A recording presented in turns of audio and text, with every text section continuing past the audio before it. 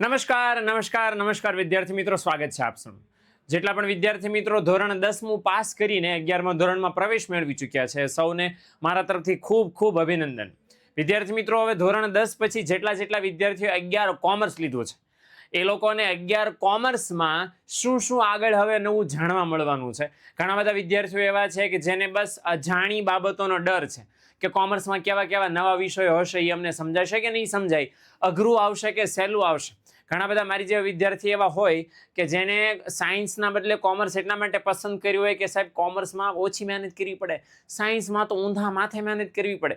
એટલે કોમર્સમાં જે વિદ્યાર્થી મિત્રો એડમિશન લીધું છે એમના માટે આવનારું 11 કોમર્સનું ને એના પછીનું 12 કોમર્સનું વર્ષ કેવું રહેવાનું છે એના વિશેની થોડીક અમથી જાણકારી હું તમને આ નાના એવા સેશનની અંદર આપવા માટે જઈ રહ્યો છું. 11 કોમર્સ તમારે કઈ રીતે ભણવું જોઈએ એની નાની એવી જાણકારી હું તમને ફટાફટ 5 મિનિટમાં આપવા માટે જઈ રહ્યો છું. તો ખાસ મારી સાથે છેક સુધી જોડાયેલા રહેજો. પહેલી વસ્તુ એ કે 11મું ધોરણ જ્યારે આપણે જઈએ છીએ, આમ તો સિલેક્ટ કરવાનું હોતું નથી, 10મા પછી 11મું તો ફરજિયાત છે. 3 એવા મેઇન સ્ટ્રીમ પસંદ કરવાના હોય છે, કોમર્સ, સાયન્સ અને આર્ટ્સ. તો એમાં જેટલા વિદ્યાર્થીઓએ કોમર્સ પસંદ કર્યું છે એમના માટે આ ખાસ હું તમને માહિતી છે, વાત છે, તમને કહેવા જઈ રહ્યો છું. પહેલી વસ્તુ એ કે વિદ્યાર્થીઓના સામાન્ય ડર એ હોય કે વિષયોનું નામ સાંભળીને ડર લાગે કે એકાઉન્ટ ને ઇંગ્લિશ ને સ્ટેટ ને ઇકોનોમિક્સ ને બીએ, આવું તો વિષયના નામે નથી સાંભળ્યા ગુજરાતી અને અંગ્રેજી સિવાય. તો જે વિષયોના નામ નથી સાંભળ્યા એનો સિલેબસ કેવો અઘરો હશે, એમાં ભણાવનારા સર જે ભણાવશે એ સમજાશે કે નહીં સમજાય, કેવા નવા કોન્સેપ્ટ આવશે. પણ ટેન્શન નહીં લેતા, 10 પછી 11મું બિલકુલ એટલે બિલકુલ અઘરું નથી. એકદમ રિલેક્સ મોડમાં તમે ભણી શકો ને એવું ઇઝી છે. હા, પણ હવે હલકામાં નથી લઈ લેવાનું, કારણ કે પછી તરત 12મું ધોરણ છે. એટલે 12મા ધોરણને સરળ બનાવવા માટે 11મું ધોરણ એક પગથિયું છે એમ સમજીને આપણે 11મું ધોરણ પસાર કરવાનું છે. હવે એ બાબતે આપણે ધ્યાનમાં રાખવાની કે ભાઈ કોમર્સ સ્ટ્રીમ છે ને એ કોન્સેપ્ટ વાળી છે, ગોખવા વાળી નથી. એટલે તમે જેટલું વધારે સારી રીતે સમજશો એટલું ને એટલું સરસ મજાની રીતે તમારું કામ સહેલું બનશે. આમાં એવા કોન્સેપ્ટ તમારે ભણવાના થશે જે આખી જિંદગી તમને કામમાં લાગશે. કારણ કે કોમર્સ આખી સ્ટ્રીમ પ્રેક્ટિકલ છે, પ્રેક્ટિકલ કોન્સેપ્ટ ઉપર આધારિત છે. આગળ હું તમને કહું છું કયા પ્રેક્ટિકલ કોન્સેપ્ટ આપણે 11મા ધોરણમાં કોમર્સમાં ભણવાના આવશે મેઇન વિષયની અંદર. પણ પહેલી વસ્તુ એ કે ખાલી ગોખણ પટ્ટી 11 કોમર્સમાં નથી, હે ને. અને જો રેગ્યુલર સ્ટડી કરશો, રેગ્યુલર કોન્સેપ્ટ તૈયાર કરતા જશો, રેગ્યુલર થોડુંક વાંચતા જશો, 5 કલાકનું વાંચન બિલકુલ આવશ્યક નથી, પણ જેટલું ભણ્યા હોય એટલું સાથે નિયમિત રીતે તૈયારી કરતા જશો તો તમારું કોમર્સ કોઈ દિવસ અઘરું નહીં બને, જિંદગીમાં કોઈ દિવસ અઘરું નહીં બને. એકાઉન્ટ, સ્ટેટ જેવા વિષયો છે એમાં ફોર્મ્યુલા અને જે ખાતા વહીન ખતવણી આ બધું જે કોન્સેપ્ટ આવશે, રોજ પ્રેક્ટિસ કરશો તો મને જ લાગતું કે તમને 1% અઘરું લાગે. એટલે બિલકુલ સાચું છે કે કોમર્સ છે અઘરું નથી, એકદમ સહેલું છે. કોમર્સમાં પ્રેક્ટિકલ વિષયો આપણે ભણવાના આવશે. કયા? એકાઉન્ટ, સ્ટેટ, ઇકોનોમિક્સ, બીએ અને એસપીસીસી, જો એસપી હોય તો. પ્રેક્ટિકલ કેમ? કારણ કે જે ટોપિક ભણવામાં આવશે એ બધા બહાર જિંદગીમાં તમને કામમાં લાગશે. દાખલા તરીકે બેંક આવશે, અંદાજપત્ર આવશે, જીએસટી આવશે, હિસાબો કેમ લખવા એ આવશે. અત્યારના 5 વર્ષના ડેટા ઉપરથી આવનારા 10મા વર્ષે કયો ડેટા કેવો હશે એની જાણકારી તમને મળી જશે. એટલે આવી તો ઘણી બધી માહિતી કે જે પ્રેક્ટિકલ લાઈફમાં વારંવાર આપણે યુઝ કરીએ છીએ એ બધી જ બહુ ઇઝી વેમાં, સરળ ફોર્મેટમાં આપણે કોમર્સમાં ભણવાના આવશે. ઓકે, એટલે બેંક ને કંપની, શેર માર્કેટ ને આઈપીઓ ને બધાને લગતું ડેટા આપણે ભણવાનો આવશે. બીજું, આપણા કોન્સેપ્ટ આપણે સમજીને યાદ કરવાના થશે, ગોખીને યાદ કરવાના નહીં થાય. અને મેં કીધું એમ નિયમિત પ્રેક્ટિસ કરશો તો મને લાગતું કાંઈ પણ પ્રોબ્લેમ આવી શકે. હવે 11મામાં ઘણા બધા વિદ્યાર્થીઓ આવે ને તો ભૂલ શું કરે છે, એકદમ રિલેક્સ થઈ જાય છે કે અરે ટેન્શન નોટ, 11મામાં થોડું બોર્ડ છે. બોર્ડ તો ભાઈ 12મા ધોરણમાં આવશે. જ્યારે 12મા ધોરણમાં બોર્ડ આવશે ને ત્યારે મસ્ત રિલેક્સ થઈને તૈયારી કરશો. અત્યારે કાંઈ ઉપાધિ કરવાની, કાંઈ ચિંતા કરવાની બિલકુલ જરૂર નથી. પણ આ વેમ ખોટો છે. જો ઘણા બધા વિદ્યાર્થીઓ 11માં ઇગ્નોર કરે છે, 11માં ફૂલ મોજ બાકાજીકી બોલાવે છે, બરાબર ને. 11માં બસ ખાલી પાસ થવા હાટું ભણે છે, બસ પાસ થઈ લો, 11માં ટકા ક્યાંય ગણાવવાના છે. પણ એ લોકોના આવા ઢીલા વલણના કારણે શું થાય છે કે પ્રોબ્લેમ એ આવે છે કે 12માં સ્ટ્રેસ વધે. શું લેવા કે 11માં પહેલા જે નવા વિષયો છે ને એમાં કોન્સેપ્ટ ક્લિયર કરવા પડે, પાયો પાકો કરવો પડે, નહીતર બિલ્ડિંગ સારી ચણાય નહીં. બીજું, નવા વિષયો સાથે મહેનત કરવાની ટેવ 11માં પાડવી પડે, તો જ્યારે 12માં મોટું કન્ટેન્ટ આવશે, બોર્ડની પરીક્ષા આવશે, ત્યારે એ કરેલી મહેનત, એ કરેલું કામ તમને પ્રેક્ટિસ કરવામાં ઇઝી બનશે, તમારો કોન્ફિડન્સ વધારશે.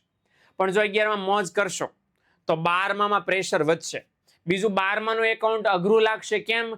કારણ કે 12માનું આખું એકાઉન્ટ 11માના એકાઉન્ટ ઉપર બેઝ છે.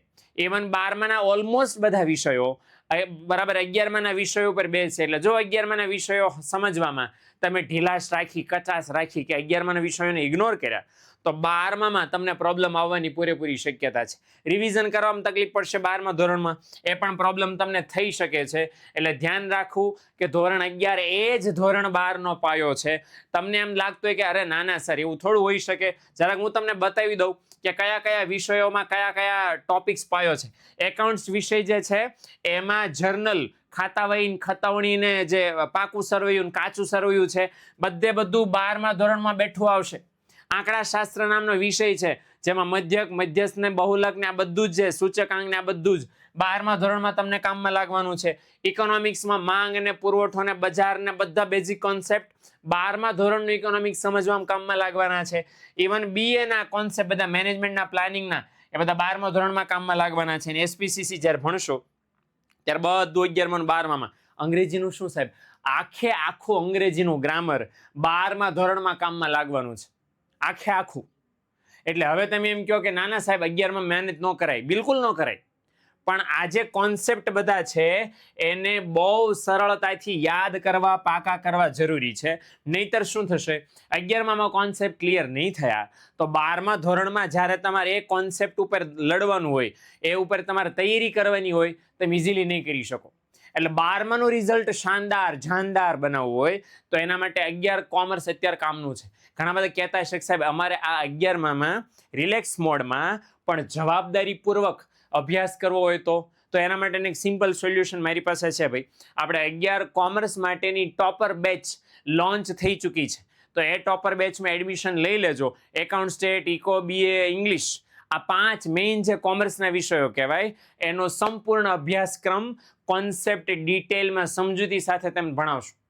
એટલે શું છે કે રિલેક્સ મોડમાં રહીએ, બોર્ડનું ટેન્શન ન હોય અને કોન્સેપ્ટ સરસ મજાના ક્લિયર થઈ જાય ભાઈ. હે ને? આનાથી સારું તો શું હોય બીજું? એટલે આ વસ્તુ ખાસ ધ્યાનમાં રાખવાનું છે.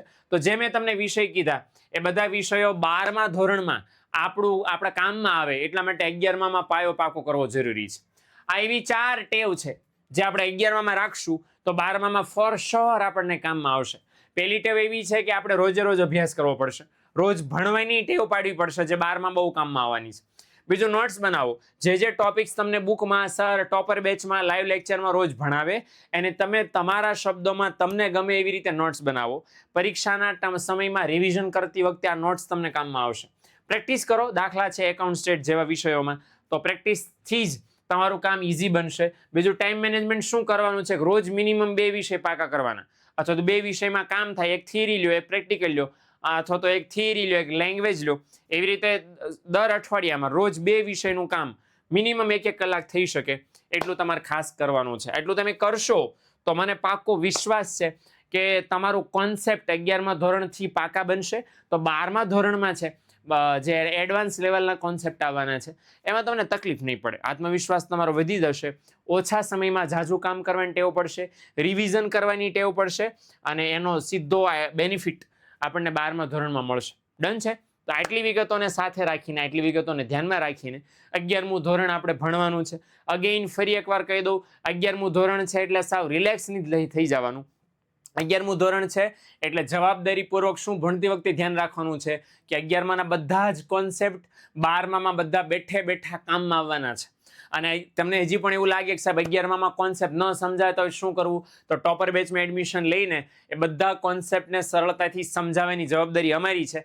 એ અમે તમને સમજાવી દેવાના છે. પણ તમારે સરળતાથી બધા કોન્સેપ્ટ સમજાય એના માટે થોડીક તમારે જાગૃતિ રાખવાની છે. 11મા ધોરણમાં એ જવાબદારી સાથે અભ્યાસ કરવાનો છે.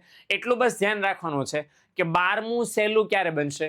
11માં થોડી પાયા સમજવાની, કોન્સેપ્ટ સમજવાની મહેનત કરી હશે તો.